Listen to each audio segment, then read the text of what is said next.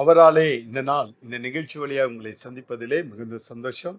இந்த நாளுக்குரிய தேவனுடைய வார்த்தையை நாம் பார்க்கலாம். எபேசியர் 1ஆம் அதிகாரம் அதிலே 5ஆம் வசனம் சொல்லுகிறது, பிரியமானவருக்குள்.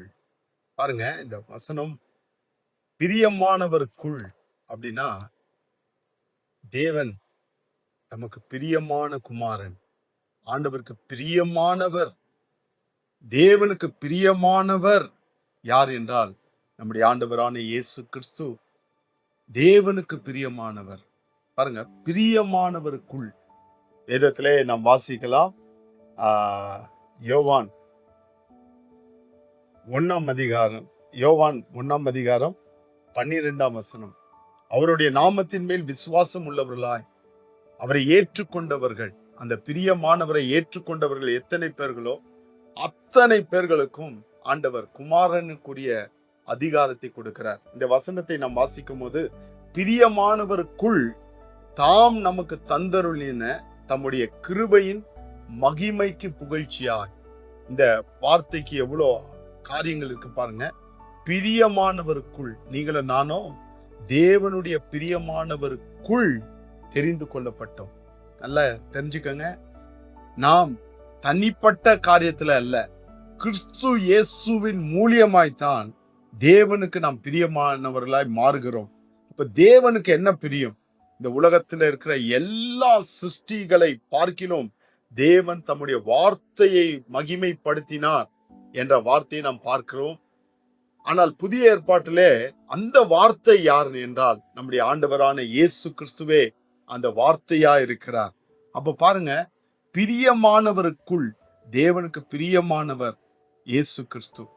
இயேசு கிறிஸ்துவை நீங்கள் எவ்வளவு அறிகிறீர்களோ, எவ்வளவு இயேசுவை பத்தி நீங்க தெரிந்து கொள்ள வேண்டும் என்ற அந்த விருப்பம் உங்களுக்குள்ளே உருவாகிறதோ, உங்களுக்குள்ளே ஏற்படுகிறதோ, நீங்கள் தேவனுக்கு பிரியமானவர்களாய் நீங்கள் மாறுவீர்கள்.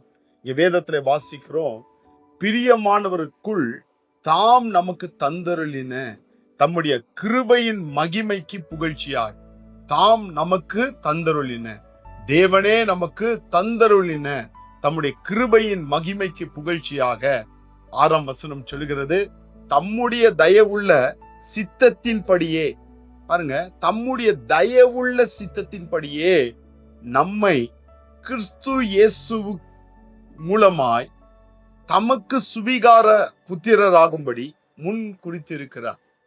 பாருங்க, கிறிஸ்து இயேசுக்குள் தம்முடைய தயவுள்ள சித்தம், தேவனுடைய தயவுள்ள சித்தத்தின் படியே, அவருடைய தீர்மானத்தின் படி, அவருடைய சித்தத்தின் படி, அவருடைய விருப்பத்தின் படி, நம்முடைய காரியங்கள் அல்ல, நம்முடைய சூழ்நிலை. இன்றைக்கு ரொம்ப பேர் என்ன நினைக்கிறாங்கன்னா, நான் ஏதோ ஒண்ணு சாதிக்கிறேன், நான் ஏதோ ஒண்ணு கேட்டதுனாலதான் கடவுள் தராரு.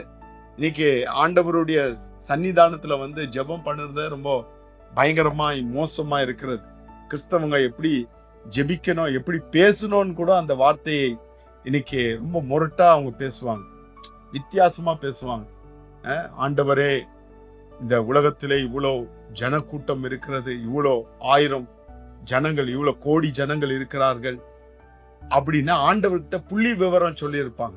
பாருங்க, அப்படியெல்லாம் வந்து நம்ம கடவுள்கிட்ட போயிட்டு, ஆண்டவரே 140 கோடி, ஆண்டவரே உங்களுக்கு தெரியுங்களா, நீங்க என்னன்னீங்களா 140 என்று கடவுள்கிட்ட போயிட்டு, அவர் சர்வ வல்லவர், இந்த பூமியின் இருக்கிற ஒவ்வொரு அணுக்களையும் அவர் அறிந்திருக்கிறவர்.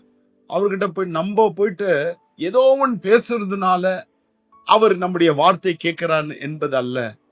வேதத்திலே நாம் வாசிக்கிறோம், அவருடைய தீர்மானம், அவருடைய சித்தம், அவருடைய காரியங்கள் எப்படி இருக்கிறது என்றால், தாம் நமக்கு தந்தருளின தம்முடைய கிருபையின் மகிமைக்கு புகழ்ச்சியாக, தம்முடைய தயவுள்ள சித்தத்தின் படியே, தம்முடைய தயவுள்ள சித்தத்தின் படியே நம்மை இயேசு கிறிஸ்துவின் மூலமாய், பாருங்க, அவருடைய சித்தத்தின் படி இயேசு கிறிஸ்துவின் மூலமாய் தமக்கு, அவருக்கு சுவிகார புத்திரராகும்படி முன் குறித்திருக்கிறார். சுவிகார புத்திரராகும்படி அவர் முன் குறித்திருக்கிறார். அவர் ஏற்கனவே நம்மை முன் குறித்திருக்கிறார்.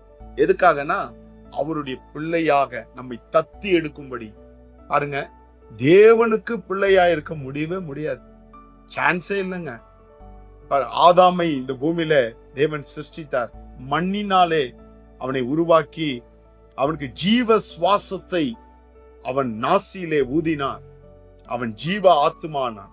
ஜீவாத்துமானா அவன் ஒரு உயிர் உள்ள ஒரு பிராணி போல, ஒரு உயிர் உள்ள ஒரு மனுஷனா தான் மாறினான். வசே அவன் தேவனுக்கு பிள்ளையாய், அப்படின்னா அவர் கூட இருக்கும்படியாய் அந்த பாக்கியம் அந்த ஆதாமுக்கு கிடைக்கல. ஆண்டவருக்கு தெரியும். ஆனால் கிறிஸ்துவை ஏற்கனவே முன் தீர்மானித்தார், முன் குறித்து இருக்கிறார், அவர் அபிஷேகம் பண்ணி இருக்கிறார். அந்த கிறிஸ்துவின் மூலியமாய் தேவன் நம்ம என்ன பண்றாருன்னா அவருடைய பிள்ளையாய் தத்தி எடுத்துக்கினார். இன்னைக்கு ஒரு பிள்ளைய தத்து எடுக்கணும்னா அதுக்கு ரொம்ப காஸ்ட்லி. உன் பிள்ளைய காட்டிலும், உன்னுடைய ரத்தத்துல பிறந்த உன் பிள்ளையை காட்டிலும் தத்தி எடுத்த பிள்ளையை நீ அதிக ஜாக்கிரதையாய் பார்க்க வேண்டும், வளர்க்க வேண்டும். ஒரு பிள்ளையை தத்து எடுக்கிறது என்றால் தன்னுடைய பிள்ளையை காட்டிலும் அந்த பிள்ளைக்கு அதிகமான காரியம் கொடுக்க வேண்டும். தேவன் உங்களையும் என்னையும் தம்முடைய பிள்ளையாய் அவர் தத்தி எடுத்துக்கொண்டார். எப்படி தத்தி எடுத்துக்கொண்டார்? அவருக்கு பிரியமான குமாரனை கொண்டு அவருடைய தீர்மானத்தின்படி அவரு நமக்கு தந்துள்ள தம்முடைய கிருபையின் மகிமைக்கு புகழ்ச்சியாய் நம்முடைய தயவுள்ள சித்தத்தின் படியே நம்மை இயேசு கிறிஸ்துவின் மூலமாய் தமக்கு சுவீகாரம் புத்திரராகும்படி முன் குறித்திருக்கிறார். பாருங்க, அவருடைய பிள்ளையாகணும் நமக்கு முன் குறித்திருக்கிறார். இதான் யோவான் எழுதின சுவிசேஷம் 1ஆம் அதிகாரம் 12ஆம் வசனம் சொல்கிறது. அவரை ஏற்றுக்கொண்டவர்கள், அவர் நாமத்தின் மேல் விசுவாசம் உள்ளவர்களாய் அவரை ஏற்றுக்கொண்டவர்கள் எத்தனை பேர்களோ அத்தனை பேர்களும் தேவனுடைய பிள்ளையாகும்படி அதிகாரத்தை கொடுத்திருக்கிறார். இந்த வார்த்தையை மறுபடியும் நாம் தியானிக்கலாம். நீங்களும் நானும் தேவனுடைய பிள்ளைகள். தைரியமா சொல்லுங்க, நீங்களும் நானும் தேவனுடைய பிள்ளைகள். பழைய ஏற்பாட்டுல இந்த வார்த்தை யாரும் சொல்ல முடியாது. ஆனால் கிறிஸ்து இயேசுவின் மூலியமாய், அவருடைய மரணத்தின் மூலியமாய், அவருடைய பாடுகளின் மூலியமாய், அவருடைய உயிர்த்தெழுதல் மூலியமாய் இன்னைக்கு நீங்களும் நானும் தேவனுடைய பிள்ளையாய் இருக்கிறோம். கர்த்தர் தாமே இந்த வார்த்தையினால் நீங்களும் நானும் சாதாரண ஆட்கள் இல்ல, தேவனுடைய பிள்ளைகளா இருக்கிறோம். இந்த வார்த்தையை தியானியுங்கள், இந்த வார்த்தையை ஏற்றுக்கொள்ளுங்கள். நாம் தேவனுக்குரிய எல்லாவற்றிலும் சுதந்திரவாளிகளாய் கர்த்தர் நம்மை ஆசீர்வதித்தார். ஆமென்.